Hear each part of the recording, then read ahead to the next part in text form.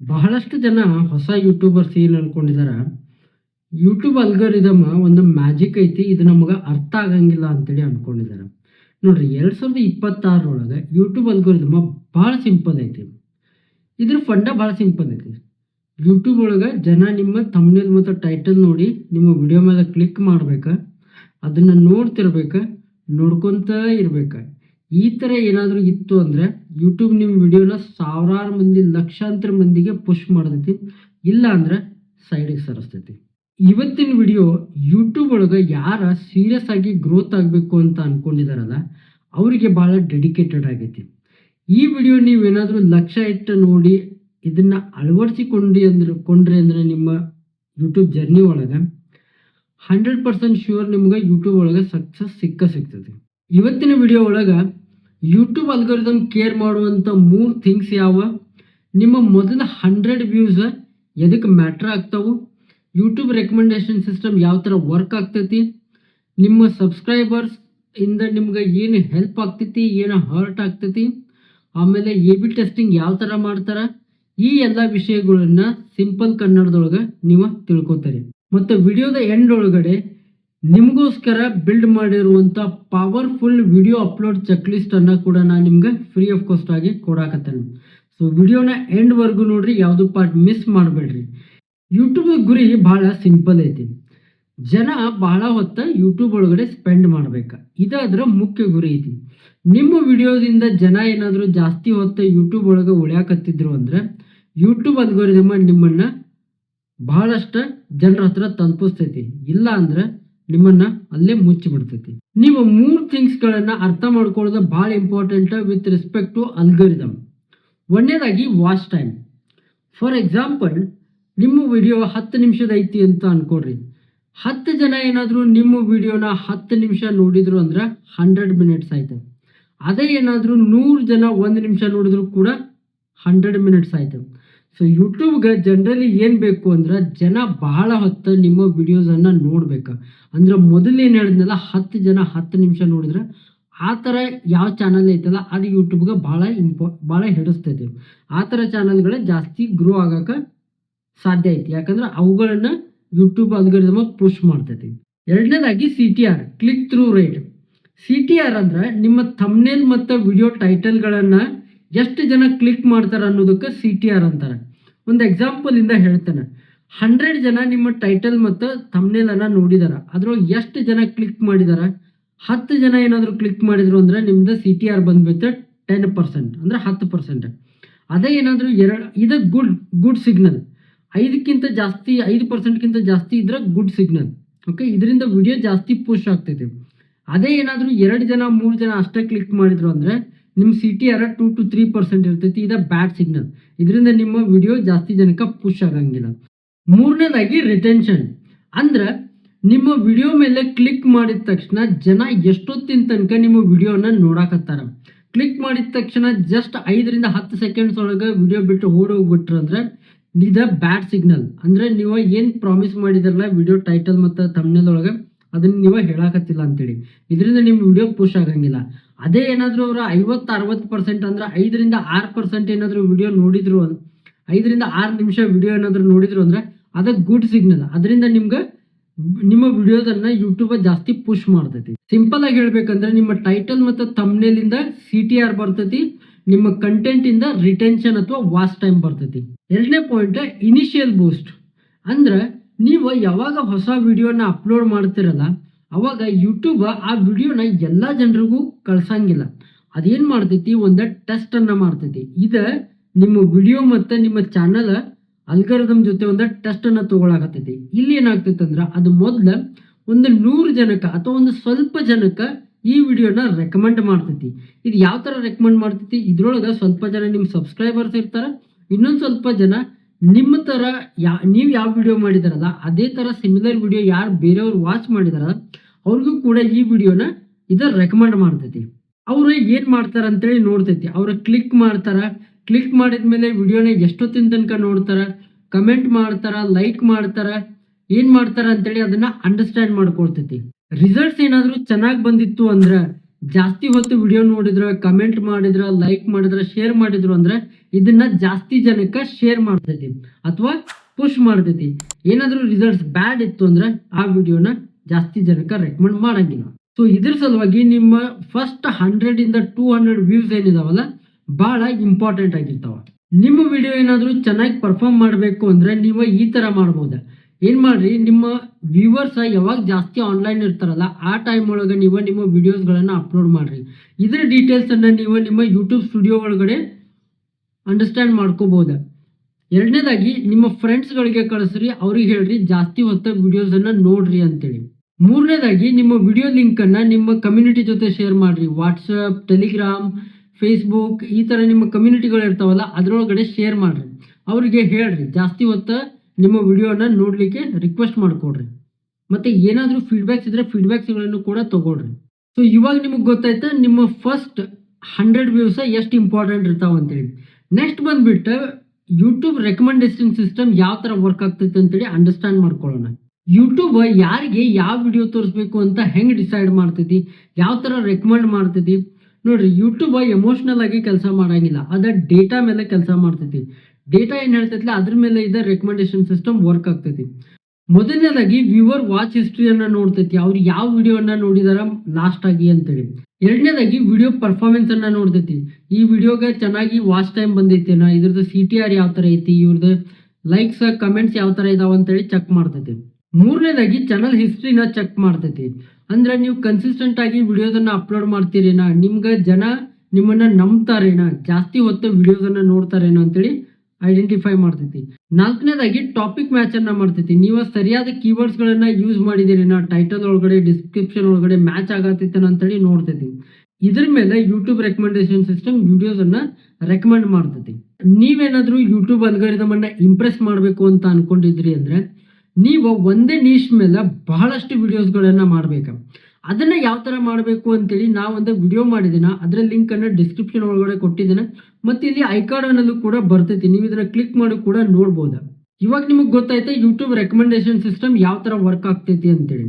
ಇವಾಗ ನೆಕ್ಸ್ಟ್ ಬರ್ತೈತಿ ನಿಮ್ಮ ವ್ಯೂವರ್ ಬಿಹೇವಿಯರ್ ಯಾವ ತರ ಇರ್ತೈತಿ ಅಥವಾ ಸಬ್ಸ್ಕ್ರೈಬರ್ಸ್ ಬಿಹೇವಿಯರ್ ಯಾವ ತರ ನಿಮ್ಮ ಚಾನಲ್ಗೆ ಒಳ್ಳೇದನ್ನ ಮಾಡ್ತೈತಿ ಮತ್ತು ಯಾವ ತರ ನಿಮ್ಮ ಚಾನಲ್ಗೆ ಕೆಟ್ಟದನ್ನ ಕೂಡ ಮಾಡ್ಬೋದು ಅಂತೇಳಿ ಅರ್ಥ ಮಾಡ್ಕೊಳ್ಳೋಣ.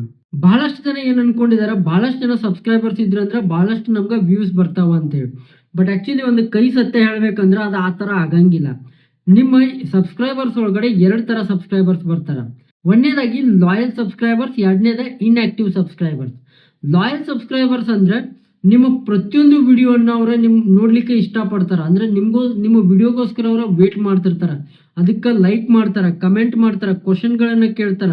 ನಿಮ್ಮ ಕಮ್ಯುನಿಟಿ ಅವರಿಂದನೇ ನಡೀತಿರ್ತೈತಿ ಆಕ್ಚುಲಿ.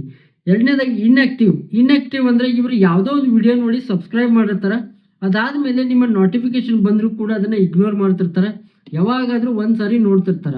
ಸೊ ಈ ತರ ಇನ್ಆಕ್ಟಿವ್ ಸಬ್ಸ್ಕ್ರೈಬರ್ಸ್ ಇರ್ತಾರಲ್ಲ ಇವರಿಂದ ನಿಮ್ಮ ಚಾನಲ್ ಬೆಳೆಯಂಗಿಲ್ಲ. ಆಕ್ಚುಲಿ ನಿಮ್ಮ ಚಾನಲ್ ಬೆಳೆಯುವುದ ಆಕ್ಟಿವ್ ಸಬ್ಸ್ಕ್ರೈಬರ್ ಅಥವಾ ಲಾಯಲ್ ಸಬ್ಸ್ಕ್ರೈಬರ್ಸ್ ಇಂದ. ಹಾಗಾದ್ರೆ ಲಾಯಲ್ ಸಬ್ಸ್ಕ್ರೈಬರ್ಸ್ ಅನ್ನ ಯಾವ ತರ ಜಾಸ್ತಿ ಮಾಡ್ಕೊಳ್ಳೋದು, ಇದು ಬಹಳ ಸಿಂಪಲ್ ಇರ್ತೈತಿ, ಬಹಳ ಜನ ಕಾಂಪ್ಲಿಕೇಟ್ ಮಾಡ್ಕೊಂತಾರ. ನೋಡ್ರಿ, ನಿಮ್ಮ ಕಮ್ಯುನಿಟಿ ಏನೈತಲ್ಲ ಅದಕ್ಕೊಂದು ಹೆಸರನ್ನ ಕೊಡ್ರಿ, ಅವ್ರನ್ನ ಫ್ಯಾಮಿಲಿ ತರ ಟ್ರೀಟ್ ಮಾಡ್ರಿ. ಅವ್ರಿಗೆ ಏನ್ ಮಾಡ್ರಿ, ಸಪೋಸ್ ಒಂದು ಫೈನಾನ್ಸ್ ಫ್ಯಾಮಿಲಿ ಅಂತ ಕರೀರಿ. ನೀವು ಯಾವಾಗ ಪೋಸ್ಟ್ಗಳನ್ನ ಹಾಕ್ತಿರಲ್ಲ ಅವಾಗ ಅವ್ರನ್ನ ಅದೇ ತರ ಅಡ್ರೆಸ್ ಮಾಡ್ರಿ, ಡಿಯರ್ ಫೈನಾನ್ಸ್ ಫ್ಯಾಮಿಲಿ ಅಂತ ಅಡ್ರೆಸ್ ಮಾಡ್ರಿ. ಎರಡನೇದಾಗಿ ಅವ್ರು ಯಾವಾಗ ಕಮೆಂಟ್ಸ್ಗಳನ್ನ ಮಾಡ್ತಾರಲ್ಲ ಅವುಗಳಿಗೆ ಬೇಗ ರೆಸ್ಪಾಂಡ್ ಮಾಡ್ರಿ, 1 to 2 ಅವರ್ ಒಳಗಡೆ ರೆಸ್ಪಾಂಡ್ ಮಾಡ್ರಿ.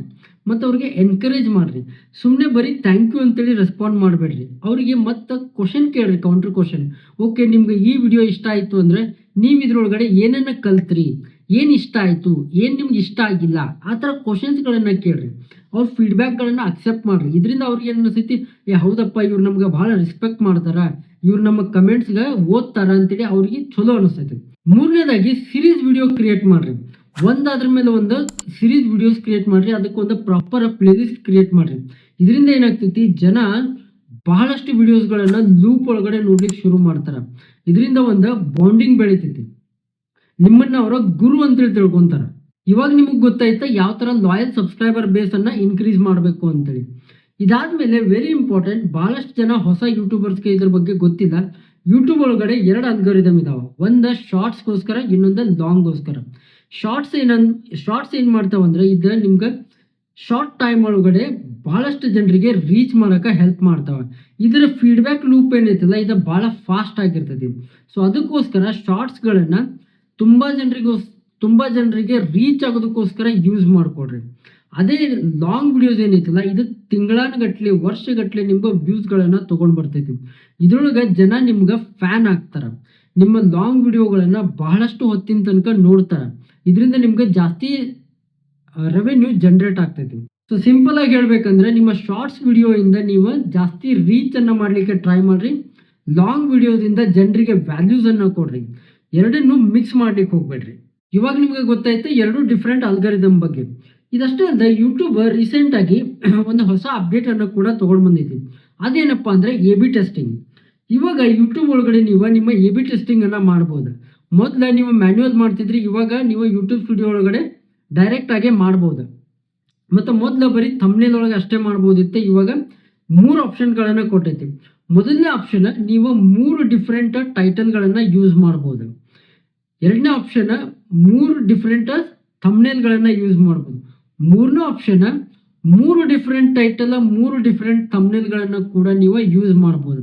ಇದರಿಂದ ಏನಾಗ್ತೈತೆ ಅಂದರೆ ನೀವು AB ಟೆಸ್ಟಿಂಗ್ ಅಂದರೆ ಯಾವ ಟೈಟಲ್ ಯಾವ ಥಂಬ್ನೇಲ್ ಚೆನ್ನಾಗಿ ವರ್ಕ್ ಆಗ್ತೈತೆ ಅಂತೇಳಿ ನೀವು ಯೂಟ್ಯೂಬ್ ಸ್ಟುಡಿಯೋ ಒಳಗಡೆ ನೀವು ಇವಾಗ ಟೆಸ್ಟನ್ನು ರನ್ ಮಾಡ್ಬೋದು.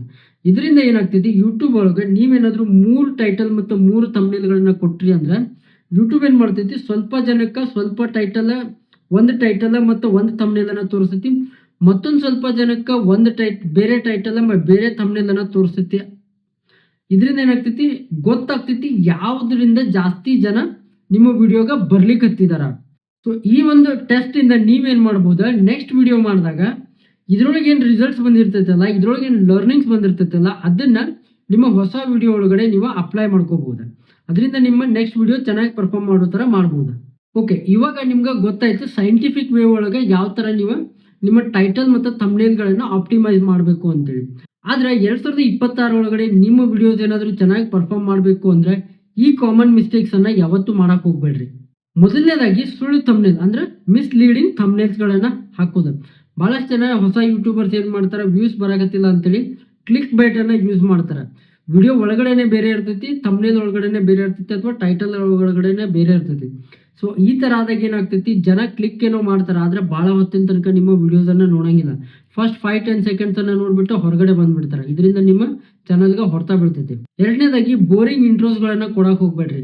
ಏನೇನೋ ಹೇಳ್ಕೊಂತ ಕೂಡ್ಲಿಕ್ಕೆ ಹೋಗ್ಬೇಡ್ರಿ. ಡೈರೆಕ್ಟಾಗಿ ಮ್ಯಾಟ್ರಿಗೆ ಬರ್ರಿ. ಸಿಂಪಲ್ ಆಗಿ ನೀವು ಏನು ಹೇಳೋರದ್ರಿ ವಿಡಿಯೋ ಒಳಗೆ ಅದನ್ನೇ ಡೈರೆಕ್ಟಾಗಿ ಅವ್ರಿಗೆ ಹೇಳ್ರಿ.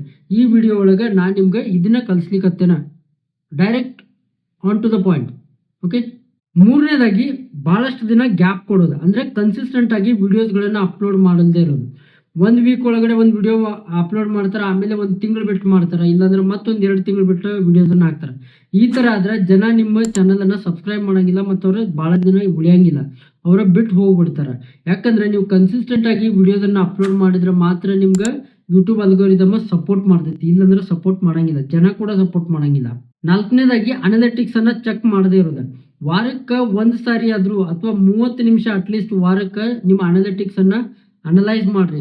ಯಾವ ವಿಡಿಯೋ ಚೆನ್ನಾಗಿ ಮಾಡೈತಿ, ಯಾವ ವಿಡಿಯೋ ಒಳಗೆ ಜಾಸ್ತಿ ಲೈಕ್ಸ್ ಬಂದಾವ, ಯಾವ ಥಂಬ್ನೇಲ್ ಚೆನ್ನಾಗಿ ವರ್ಕ್ ಆಗೈತಿ, ಯಾವ ಟೈಟಲ್ ಚೆನ್ನಾಗಿ ವರ್ಕ್ ಆಗೈತಿ, ಎಷ್ಟು ವ್ಯೂಸ್ ಬಂದಿದಾವ, ಎಷ್ಟು ರೆವೆನ್ಯೂ ಬಂದೈತಿ, ಎಲ್ಲಿ ತಪ್ಪಾಗಿದ್ದಾವ, ಏನನ್ನು ಸುಧಾರಿಸ್ಕೋಬೇಕು, ಈ ಎಲ್ಲ ಪ್ರಶ್ನೆಗಳಿಗೆ ಆನ್ಸರ್ ಮಾಡಲಿಕ್ಕೆ ಟ್ರೈ ಮಾಡಿರಿ. ಭಾಳ ಇಂಪಾರ್ಟೆಂಟ್. 5ನೇದಾಗಿ ಇದು ಕಾಮನ್ ಮಿಸ್ಟೇಕ್, ಭಾಳಷ್ಟು ಜನ ಬರೀ ಕನ್ನಡದೊಳಗೆ ಅಷ್ಟೇ ಬರೆದು ಬಿಡ್ತಾರೆ ಅವರ ಟೈಟಲ್ಗಳನ್ನು ಮತ್ತು ಡಿಸ್ಕ್ರಿಪ್ಷನ್ಸ್ಗಳನ್ನು. ನೋಡಿರಿ, ಆ ಥರ ಮಾಡೋಕೆ ಹೋಗ್ಬೇಡ್ರಿ. ನಿಮ್ಮ ಇಂಗ್ಲೀಷ್ ಕೀವರ್ಡ್ಸ ಮತ್ತು ಕನ್ನಡ ಕೀವರ್ಡ್ಸ ಎರಡನ್ನ ಮಿಕ್ಸ್ ಮಾಡಿ ಬರೀರಿ. ಕನ್ನಡ ಮತ್ತು ಇಂಗ್ಲೀಷ್ ಎರಡನ್ನೂ ಯೂಸ್ ಮಾಡಿಕೊಡ್ರಿ. ಒಂದೇ ಯೂಸ್ ಮಾಡಿದ್ರೆ ಯೂಟ್ಯೂಬ್ ಅಲ್ಗೋರಿದಮ್ ಇನ್ನೂ ಅಷ್ಟು ಸ್ಟ್ರಾಂಗ್ ಆಗಿಲ್ಲ, ಕನ್ನಡ ಅಲ್ಗೋರಿದಮ್. ಸೊ ಇದಕ್ಕೆ ಟೈಮ್ ಭಾಳ ತೊಗೊಳ್ತೈತಿ. ಸೊ ಅದಕ್ಕೋಸ್ಕರ ನೀವೇನಾದರೂ ಕೀವರ್ಡ್ಸ್ಗಳನ್ನು ಇಂಗ್ಲೀಷ್ ಒಳಗಡೆ ಬರೆದ ಆಮೇಲೆ ಸೆಕೆಂಡ್ ಪಾರ್ಟ್ ಒಳಗಡೆ ಕನ್ನಡದೊಳಗೆ ಬರೆದ್ರಿ ಅಂದರೆ ಎರಡನ್ನ ಓದಿ ಇದಕ್ಕೆ ಕನ್ನಡಿಗರಿಗೆ ಚೆನ್ನಾಗಿ ರೀಚ್ ಮಾಡಿಸ್ತೈತಿ. ಇಲ್ಲಾಂದ್ರೆ ನಿಮ್ಗೆ ರೀಚ್ ಮಾಡೋಕೆ ಭಾಳ ಟೈಮ್ ಹಿಡಿತೈತಿ. ಇನ್ನೊಂದು ಇಂಪಾರ್ಟೆಂಟ್ ಥಿಂಗ್, ಭಾಳಷ್ಟು ಹೊಸ ಯೂಟ್ಯೂಬರ್ಸ್ಗೆ ಏನು ಗೊತ್ತಿಲ್ಲ ಅಂದರೆ ಸೀಸನ್ ಪ್ರಕಾರ ತಮ್ಮ ವಿಡಿಯೋಸ್ಗಳನ್ನು ಅಪ್ಲೋಡ್ ಮಾಡೋದು. ಯಾಕಂದರೆ ಭಾಳಷ್ಟು ಜನ ಏನು ಅಂದ್ಕೊಂಡಿದ್ದಾರೆ, full throughout the year ಅವ್ರಿಗೆ ಎಲ್ಲ ಒಂದೇ ಥರ ವ್ಯೂಸ್ ಬರ್ತಾವೆ ಅಂತೇಳಿ. ಆ್ಯಕ್ಚುಲಿ ಆ ಥರ ಇರೋಂಗಿಲ್ಲ. ಯಾವ ಥರ ಸೀಸನ್ ಇರ್ತೈತಲ್ಲ ಆ ಥರ ವ್ಯೂಸೇ ಬರ್ತಾವೆ. ಸೀಸನ್ ಪ್ರಕಾರ ನಿಮ್ಮ ವ್ಯೂಸ್ ಬರ್ತಿರ್ತಾವೆ. ಫಾರ್ ಎಕ್ಸಾಂಪಲ್, ನೀವೇನಾದರೂ ಮಾರ್ಚ್ ಏಪ್ರಿಲ್ ಒಳಗಡೆ ಟ್ಯಾಕ್ಸ್ ರಿಲೇಟೆಡ್ ಕಂಟೆಂಟ್ ಹಾಕಿದ್ರಿ ಅಂದರೆ ಅವಾಗ ನಿಮ್ಗೆ ವ್ಯೂಸರ್ ಜಾಸ್ತಿ ಬರ್ತಾವೆ.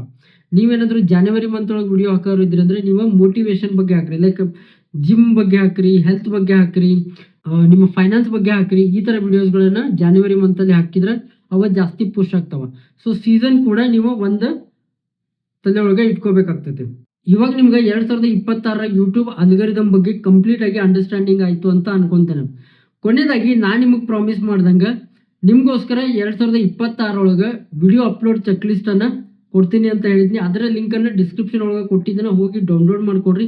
ಇಲ್ಲಿ QR ಕೋಡ್ ಕೂಡ ಕೊಟ್ಟಿರ್ತೇನೆ, ಇದನ್ನು ಸ್ಕ್ಯಾನ್ ಮಾಡಿ ಕೂಡ ನೀವು ಡೌನ್ಲೋಡ್ ಮಾಡ್ಕೋಬಹುದು. ಇದನ್ನು ಡಿಲಿಜೆಂಟಾಗಿ ಫಾಲೋ ಮಾಡಿರಿ. ಇದನ್ನು ಫಾಲೋ ಮಾಡಿದ್ರೆ ಅಂದರೆ ನೀವು ಹಂಡ್ರೆಡ್ಸ್ ಆಫ್ ಅವರ್ಸನ್ನು ಸೇವ್ ಮಾಡ್ಬೋದು. ಈ ಚೆಕ್ ಲಿಸ್ಟ್ ಒಳಗೆ ಹೊಸ ಯೂಟ್ಯೂಬರ್ಸ್ ಯಾವ ಥರ ವಿಡಿಯೋಸನ್ನು ಅಪ್ಲೋಡ್ ಮಾಡಬೇಕು ಮತ್ತು ಏನೇನು ಸ್ಟೆಪ್ಸನ್ನು ಫಾಲೋ ಮಾಡಬೇಕು ಅಂತೇಳಿ ಫುಲ್ ಡೀಟೇಲ್ ಆಗಿ ಎಕ್ಸ್ಪ್ಲೇನ್ ಮಾಡಿದ್ದೇನೆ ಮತ್ತು ಸ್ಟೆಪ್ ಬೈ ಸ್ಟೆಪ್ ಆಗಿ ಕೊಟ್ಟಿದ್ದೇನೆ. ಸೊ ಇದನ್ನು ಡೌನ್ಲೋಡ್ ಮಾಡ್ಕೊಡ್ರಿ ಮತ್ತು ಡಿಲಿಜೆಂಟಾಗಿ ಫಾಲೋ ಮಾಡಿರಿ. ಈ ವಿಡಿಯೋ ಒಳಗೆ ನಿಮ್ಗೆ ವ್ಯಾಲ್ಯೂ ಸಿಕ್ತು ಅಂತ ನಾನು ಅನ್ಕೊತೇನೆ. ನಿಮ್ಗೇನಾದರೂ ಈ ವಿಡಿಯೋ ಇಷ್ಟ ಆಗಿತ್ತು ಅಂದರೆ ಒಂದು ಲೈಕ್ ಮಾಡಿರಿ.